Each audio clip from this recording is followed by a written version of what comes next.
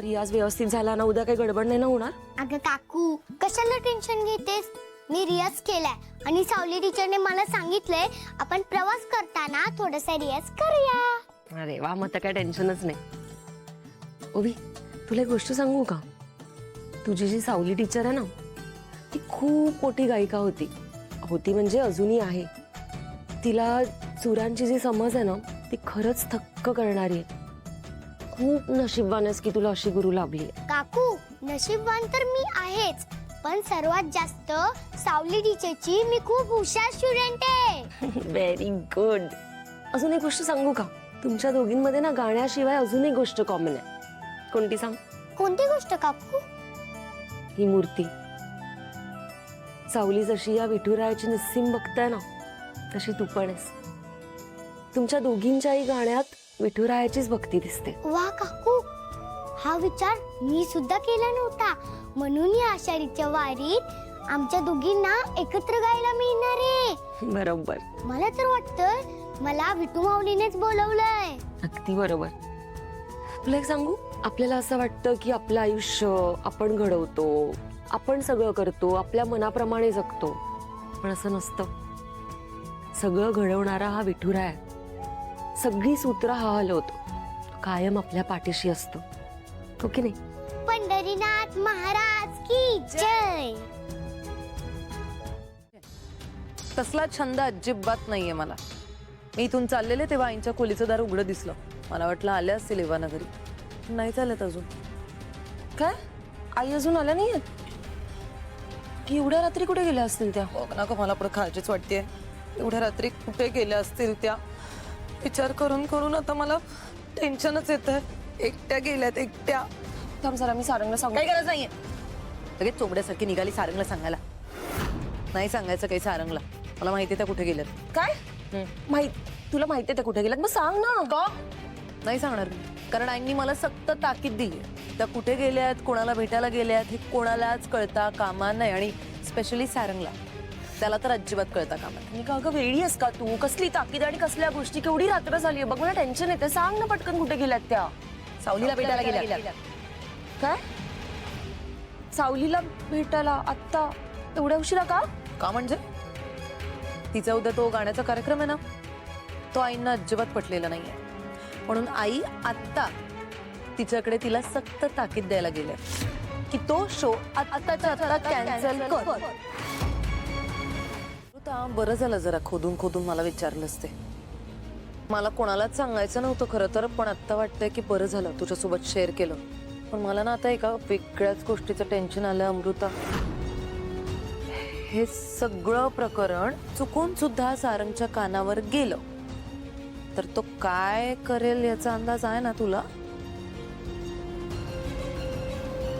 नाही, काय माझं हे सगळं सारंगला कळता कामा नये. कारण सारंगला कळलं ना, तो आईंवर खूप चिडेल. त्याला सांगायलाच नको. सांगितलं तरी तो काय ऐकून घेणार आहे?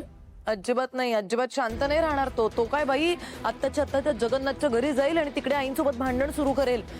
तिकडे वेगळे तमाशे करेल. आणि मग आईंचा पण स्वभाव असा आहे, म्हणजे यांच्यातली भांडणं थांबणार तर नाही, उलट वाढतच जाईल सगळं. हो, करेक्ट आहे तुझं. म्हणूनच म्हणते की सारंगला ह्यातलं काहीच कळता कामा नाही.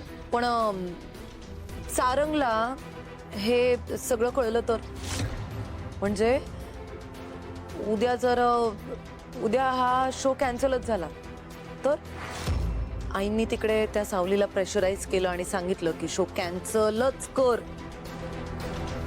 मग काय करणार आपण? नाही, सावली येऊच देणार नाही. का नाही होऊन देणार? का नाही करणार? बिचारी सावली. एकतर आई अशा तडतड बोलायला लागल्या की त्यांच्या समोर कोणाचे तोंड उघडण्याची हिंमत नाही होत. त्यांच्या दबावाखाली येऊन जर सावली म्हणाली की हो ठीक आहे, उद्याचा गाण्याचा कार्यक्रम मी कॅन्सल करते, तर ओवी बिचारी, त्या बारक्या जीवाची काय चूक आहे या सगळ्यात? ती केवढी एक्साइटेड आहे स्टेजवर जाऊन परफॉर्म करण्यासाठी, आणि मग जर हा शो कॅन्सल झाला तर तिचा किती हिरमोड होईल. काय करू काहीच कळत नाही. सारंगला सांगू का नको? मला विचारतेस की तू तुझा विचार करतेस? नाही म्हणजे तू तुझंच ठरव सगळं, पण चुकून मला विचारलं असेल ना आता पुटपुटताना, तर मी एकच सांगेन, सारंगला असं तू अंधारात ठेवणं चुकीचं राहील. त्याचा खूप विश्वास आहे ना तुझ्यावर. त्याच्यासाठी त्याची अमृता वहिनी म्हणजे जगातली खरी बाई आहे. बघ बाई मग आता तू काय करायचं ते. तुम्ही या वेळेला इथे आलात कारण तुम्हाला तुमच्या मुलाची भीती वाटते, काळजी वाटते. तुम्हाला असं वाटतंय ना की जर मी सारंगच्या आयुष्यात पुन्हा आले तर त्यांच्या आयुष्यात काही चांगलं घडणार नाही कारण मी अपशकुनी आहे, हो ना? हो.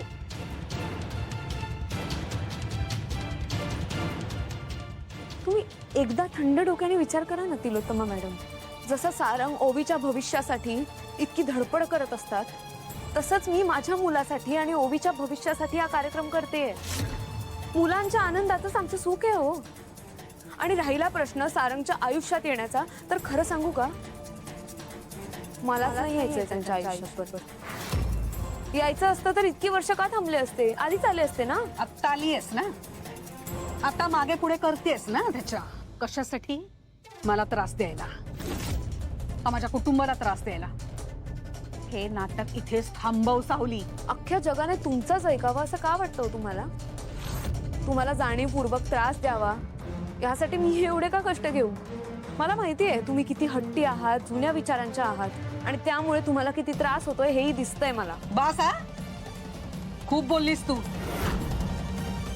मी सांगते तेवढं ऐक आणि विषय संपव. एक मिनिट, एक गोष्ट लक्षात ठेवा. तुम्ही इथे येऊन जी काही दमदाटी केली आहेत ना माझ्यावर, ते करून खूप मोठी चूक केली आहे तुम्ही.